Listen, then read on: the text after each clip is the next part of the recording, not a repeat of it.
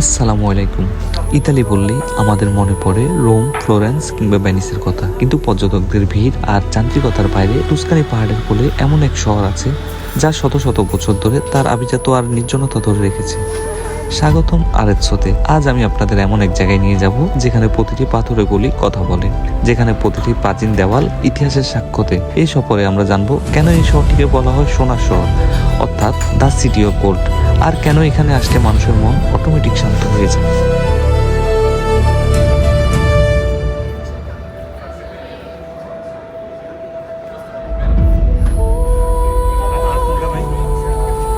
আরেৎসো এর ইতিহাস শুনলে আপনি চমকে যাবেন।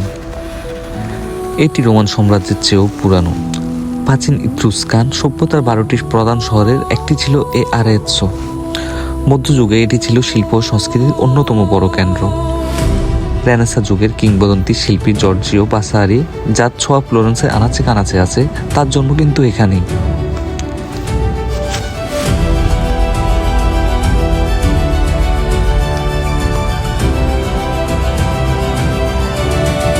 এমনকি অমর কবি পেত্রার্ক, যার কবিতার আধুনিক সাহিত্য সমৃদ্ধ হয়েছে, তিনিও এই মাটির সন্তান। আপনি যখন এই গলিগুলো দিয়ে হাঁটবেন, মনে হবে আপনি কোনো ইতিহাসের বইয়ের পাতা উল্টাচ্ছেন।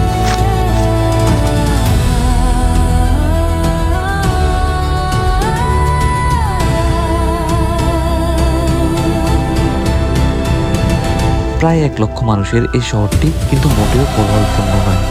এখানকার মানুষজন তাদের ঐতিহ্য নিয়ে খুব গর্বিত। ইতালির অন্য শহরের মতো এখানে সবাই তাড়াহুড়ো করে না।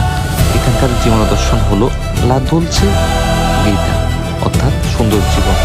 এখানকার মানুষ বিকেলে কাজ শেষ করে কোনো ক্যাফেতে বসে আড্ডা দেয় বা কোনো পার্কে গিয়ে সূর্যাস্ত দেখে। এই শহর জীবনযাত্রায় পর্যটকদের সবচেয়ে বেশি টানে।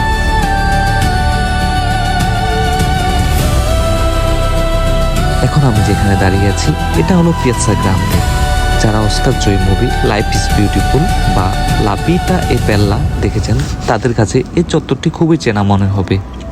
এই স্কয়ারে রবার্ট বেনিনি সেই বিখ্যাত সাইকেল চালানোর দৃশ্য ধারণ করা হয়েছিল।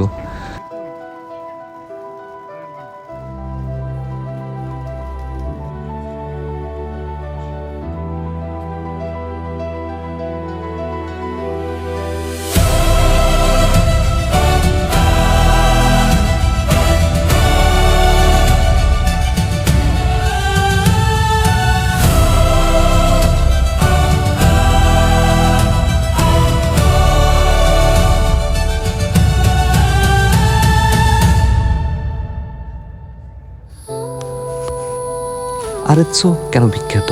এর উত্তরে লুকিয়ে আছে এর একটি ডাক নামে, সিটি অফ গোল্ড বা সোনার শহর। পুরো ইউরোপের স্বর্ণ শিল্পের কেন্দ্রবিন্দু হলো এই শহরটি। তবে শুধু সোনা নয়, আরেৎসো বিখ্যাত তার স্থানীয় খাবারের জন্যও।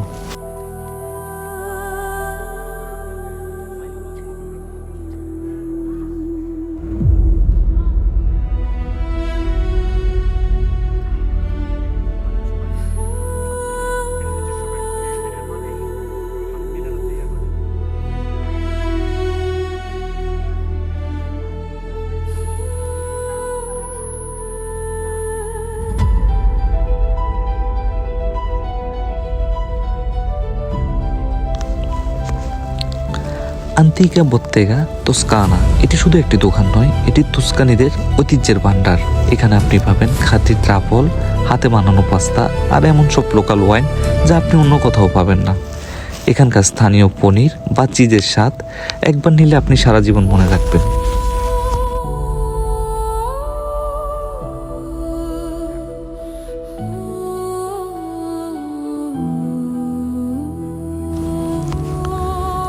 এই চত্বরটি কিছুটা ঢালু, যা একে অনন্য করে তুলেছে। এর চারপাশে তাকালে আপনি দেখতে পাবেন গথিক এবং রেনেসাঁ স্থাপত্যের নিখুঁত সংমিশ্রণ। প্রতি মাসের প্রথম রবিবার এখানে ইতালির সবথেকে বড় অ্যান্টিক মার্কেট বসে। হাজার হাজার মানুষ তখন ভিড় করে পুরনো গড়ি, আসবাবপত্র এবং ইতিহাসের টুকরো সংগ্রহ করতে।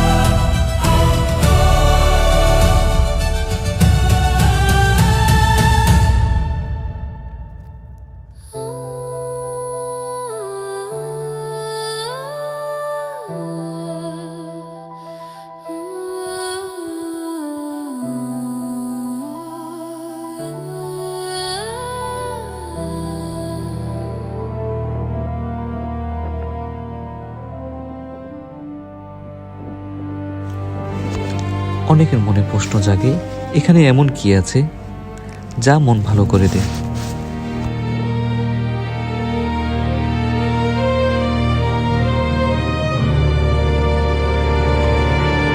এর প্রধান কারণ হচ্ছে তিনটি: ভিজুয়াল হারমোনি, অর্থাৎ একদিকের আকাশ ছোঁয়া ক্যাথেড্রাল আর অন্য পাশের মাইলের পর মাইল বিস্তৃত সবুজ পাহাড়।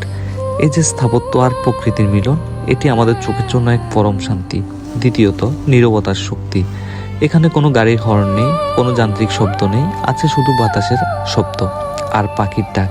এই নীরবতা আমাদের মস্তিষ্কের স্ট্রেস কমিয়ে দেয়। তৃতীয়ত, বিশালতা। যখন আপনি পাহাড়ের উপর থেকে পুরো শহরটিকে আপনার পায়ের নিচে দেখবেন, তখন মনে হয় আপনার জীবনটা ছোট ছোট সমস্যাগুলো আসলে খুব তুচ্ছ। এই অনুভূতি মানুষকে এক অদ্ভুত মানসিক মুক্তি দেয়।